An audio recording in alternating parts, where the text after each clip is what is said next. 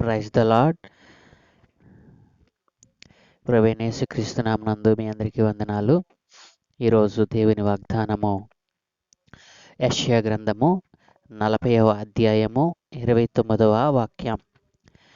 సొమ్మసిల్లిన వారికి బలమిచ్చువాడు ఆయనే, శక్తిహీనులకు బలాభివృద్ధి కలుగు చేయువాడు ఆయనే. యేసుక్రీస్తు ప్రభులవారు బల ప్రభావములు గల దేవుడు. మనము ఎప్పుడు బలహీనములుగా అవుతామో నా ప్రియ దైవ జనాంగమా, మనం ఎప్పుడు శక్తిహీనులుగా మారతాము అంటే, మనకు ఏదైనా కుదరని అనారోగ్యం వచ్చినప్పుడు కానీ, తీర్చలేని అప్పు బాధలు మనలను ఆవరించినప్పుడు కానీ, అపవాది ఈ లోకములో సృష్టించినటువంటి శరీరాశ, నేత్రాశ, జీవపు డంబము మనలో అధికమైనప్పుడు, అన్నిటికంటే ముఖ్యముగా చెప్పాలి అంటే మనము దేవునిని విసర్జించినప్పుడు మనం బలహీనములుగా అవుతాము. ఎందుచేతనంటే దేవునిని ఎప్పుడైతే మనము విసర్జించుతామో అప్పుడు మనము బలహీనులమని తెలుసుకోవాలి. దేవునిని విసర్జించినప్పుడు అంటే దేవునిని విడిచిపెట్టినప్పుడు మనం బలహీనులం అవుతున్నామని గుర్తించకపోతే మనం చాలా ప్రమాదంలో పడతాం. దేవునిని విడిచిపెట్టడం అంటే మనం మన యొక్క బలాన్ని కోల్పోవడమే. కాబట్టి నా ప్రియ దేవుని పిల్లలారా, బలమునిచ్చే దేవునిని కాదని ఆయనను నిర్లక్ష్యం చేసి దేవుడు అనుగ్రహించు శక్తిని, ఆయన బలాన్ని పొందలేకపోతున్నాము మనం. ఆయన మాటలో బలం ఉంది, ఆయన మాటలో శక్తి ఉంది. నా ప్రియ స్నేహితుడా, నీవు పనిచేసే స్థలంలో బలహీనుడుగా ఉన్నావా? యేసయ్య నీతోనే మాట్లాడుతున్నారు. ఏమనో తెలుసా? ఫిలిప్పీయులకు రాసిన పత్రిక 4:13లో ఆయన ఇలాగూ అంటున్నారు, నన్ను బలపరచు అని అందే నేను సమస్తమును చేయగలను. అనగా ఏమిటి? యేసయ్య నిన్ను రక్షించిన దినము నుండి నీవు బలహీనుడుగా ఉండవు. ఆయన నిత్యము బలమైన కార్యాలనే చేస్తావు. అలాగే కీర్తన 29:11లో యెహోవా దేవుడు అంటున్నారు కదా, యెహోవా తన ప్రజలకు బలము అనుగ్రహించును. అంటే మన దేవుడైన యెహోవా తన ప్రజలకు బలము అనుగ్రహించేవాడు. బలము అనుగ్రహించుట ఆయన వద్దే ఉన్నది. మనము అపోస్తలుడైన పౌలు గారిని ఆలోచించినట్లయితే ఆయన కొరింథీ సంఘమునకు పత్రిక రాస్తూ అనేక సంఘాలను స్థాపించినటువంటి గొప్ప దైవజనుడిగా, మరి క్రీస్తు సాక్షిగా ఆయన బ్రతికారు. ఆయన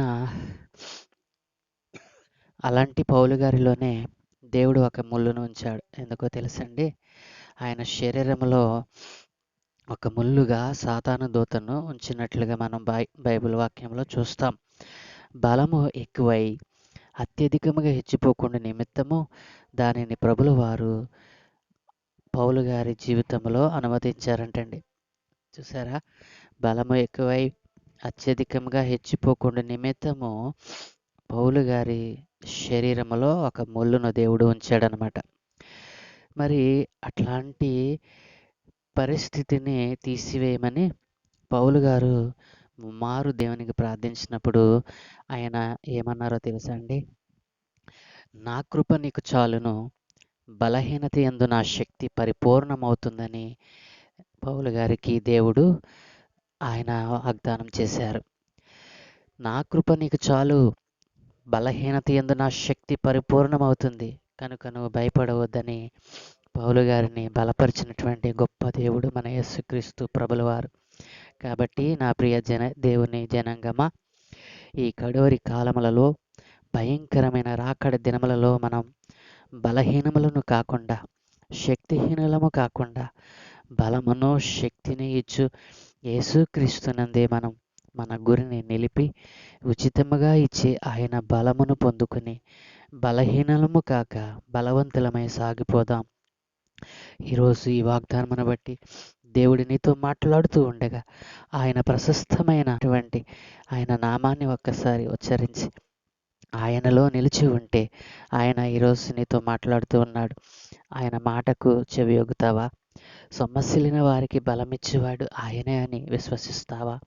శక్తిహీనులకు బలాభివృద్ధి కలుగు చేయవాడు ఆయనే అని నీవు నమ్మినట్లయితే నాతో పాటు ఈ చిన్న ప్రార్థన చేయి.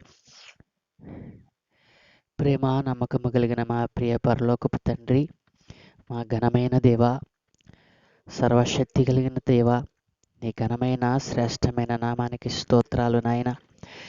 ఈ వేకువజామునే నీ పాదాల సన్నిధి చేరటానికి మీరు మాకు ఇచ్చిన గొప్ప ధన్యతను బట్టి వందనాలు నాయన.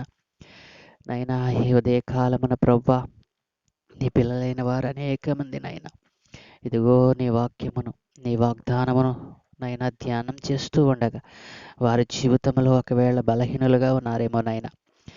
అయ్యా, ఎందరైతే ఈ దినమున బలహీనులుగా ఉన్నారు వారి హృదయములలోనైనా కుదరనటువంటి నైనా అనాలోచితముగా ఉన్నారు. వారి ఆలోచనల చేత అయా దృష్టిని ప్రభావం చేత వారు తొలగిపోయి బలహీనులుగా మారిపోయారేమో తండ్రి. ఎందరి కుటుంబాలలో అయితే నాయన అయా తీర్చలేని అప్పు బాధలతో ఉన్నారు. అట్టి వారిని నాయన నీ చేతులకు అప్పగిస్తా ఉన్నాను. అయ్యా ఇదిగో తండ్రి, మీరు కలుగు చేసుకునండి నాయన. అదిగో తండ్రి నైనా తన ప్రజలకు బలమును అనుగ్రహించువాడని నేనే అని నీ వాగ్దానం చేశావు. అయ్యా, ఎందరైతే బలహీనులుగా ఉన్నారో, ఎందరైతే అప్పు బాధలతో ఉన్నారో నాయన, వారందరినీ ఈ ఉదయమున ప్రభువా నీవు దర్శించమని అడుగుచున్నాను. వారి జీవితంలో ఉన్న ఆ సాతాను క్రియలను యేసయ్య పరిశుద్ధ నామమున తొలగించి వారిని బలహీనుల నుండి బలవంతులుగా మార్చమని, శక్తిహీనత నుండి శక్తిమంతులుగా మార్చమని అయ్యా నీ పాదాల చెంత వేడుకుంటూ ఈ వాగ్దానమును నాయన ఎందరైతే చదివి విని దాని ప్రకారం జీవించాలని ఒక నిశ్చయితకు వచ్చారు, సర్వలోకాధికారి అయిన నీ నామమున వారందరినీ దీవించమని ఈ ఉదయకాలపు ఆశీర్వాదాలు మాకును సర్వలోక పరిశుద్ధులకును నిండారుగా దయచేయమని యేసు క్రీస్తు ప్రభుల వారి దివ్య నామమున అడిగి వేడుకుంటూ నాము తండ్రి. Amen, amen, amen.